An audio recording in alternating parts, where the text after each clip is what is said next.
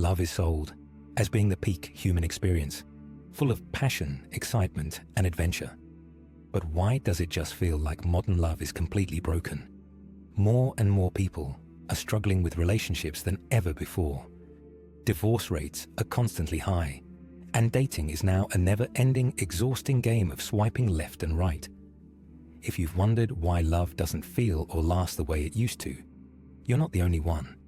Committed relationships that were destined to last now melt into frustration, anger, and disconnect.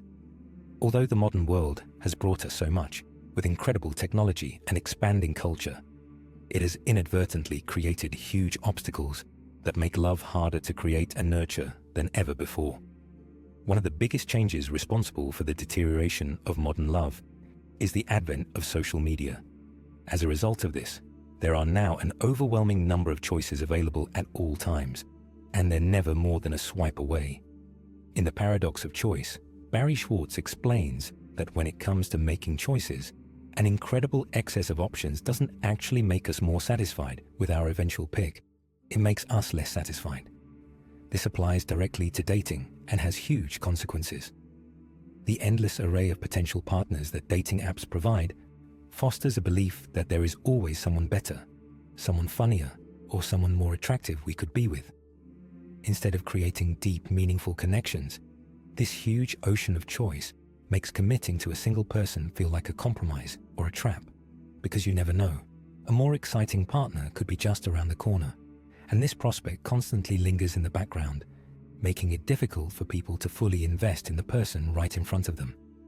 The truth is, even within your own relationships, you may have noticed yourself comparing your partner to an idealized, fictional image of what you want them to be, rather than accepting and appreciating them for exactly who they are. As a result of doing this, many people are never able to commit and are constantly in a cycle of seeking something, or more accurately, someone better. The digital age hasn't just changed how we meet new people, but completely transformed the interactions within our existing relationships. Social media was intended to bring people closer together, or so we were told. But in reality, it's had exactly the opposite effect. Through their algorithms, huge platforms like Instagram and TikTok have bred a toxic culture where people crave external surface-level validation rather than real connection.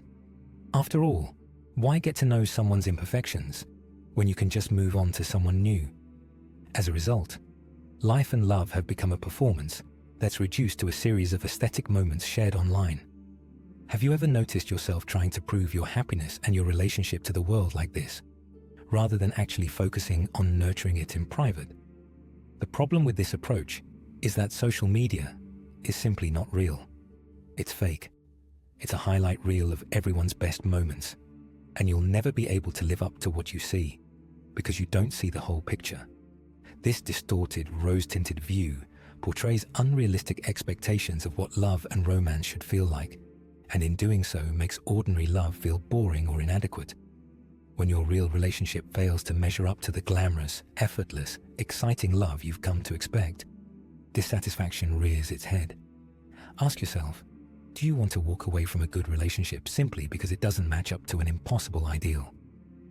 Another dangerous belief that has become prevalent in modern culture is the myth of the perfect partner.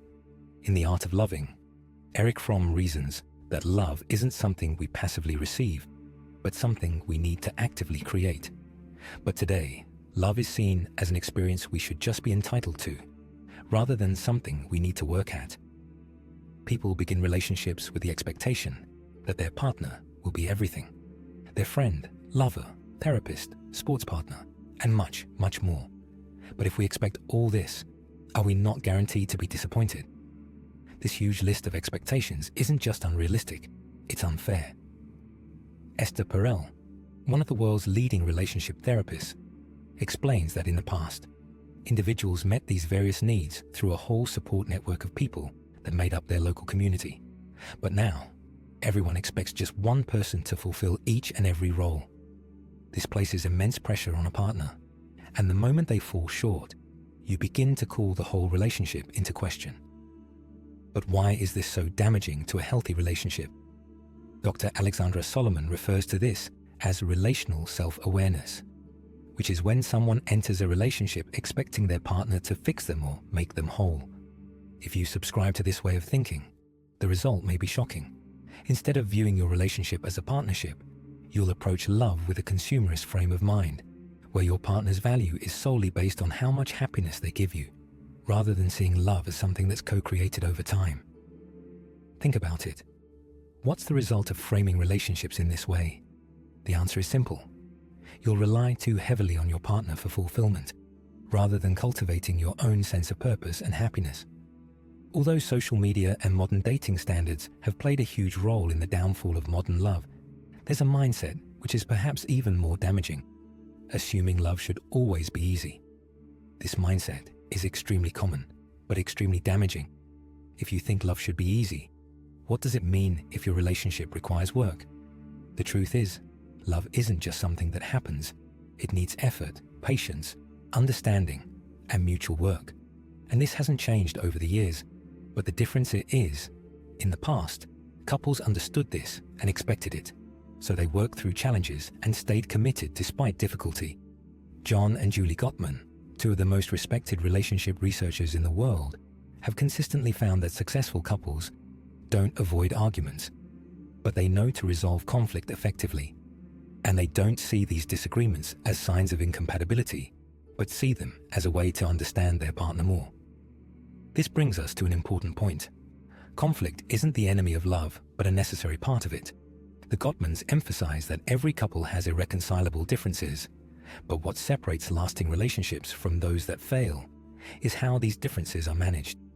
If you find yourself avoiding conflict or suppressing emotions, the chances are this will just lead to resentment and a breakdown in communication. However, if you're able to argue in a way that leads to understanding, this can improve the quality of your relationship. So if modern love is broken, how do we fix it? The first and most important step is changing our mindset.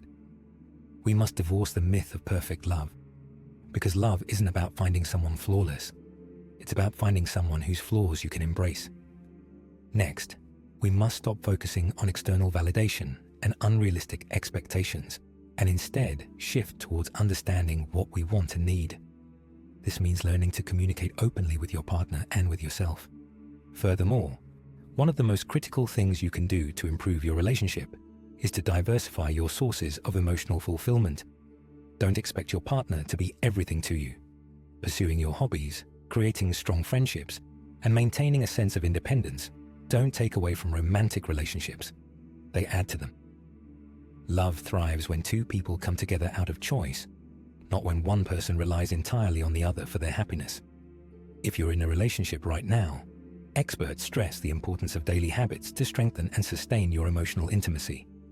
To do this, the Gottmans emphasize the benefit of small, consistent gestures of love, like checking in with each other, making time for proper connection, and expressing your gratitude as foundations for a lasting relationship. The truth is, modern love isn't broken because love has changed. It's because people's expectations of love have become distorted. However, the core elements of love, like love, trust, and commitment, are the same. The question is not, why doesn't love work anymore? But instead, are we willing to change our approach to love?